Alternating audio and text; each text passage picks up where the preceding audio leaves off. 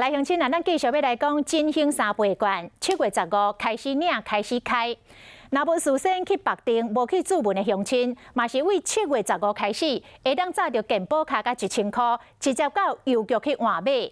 中华邮政的预估，全台湾有1340万人会到邮局去领券，所以邮局嘛事先来办演练。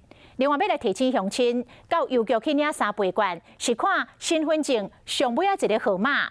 单号拜1、拜3、拜5、拜6通啊去领，双号拜2、拜4、拜6通啊去领。去领的时阵，排队的人若伤多，嘛会当甲现金甲健保卡寄放伫个邮局遐，再搁按邮局合理的时间去摕，安尼嘛会当哦。要领几个人呢？我领2份。领2份，来。大家排列要来买3倍券，为排列引导过卡等等过程，伊局提早无语，连交通部长林佳龙嘛来体验。我就挑8月那时候，因为大的人潮已经就是都领完了，那我们预期大概前2周是人潮最多的时间。邮局估计全台湾将有1340万人会到邮局买纸本券，但讲伫邮局会使处理的量能是60万份，估计要20天才处理会煞。那较庄卡的所在，会甲传理长配合调整领的时间，人潮是估计伫早起到中昼长的时间上济。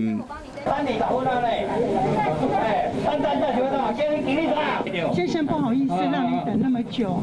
就惊有人排伤久的生气，邮局嘛无以这款的情形来做处理。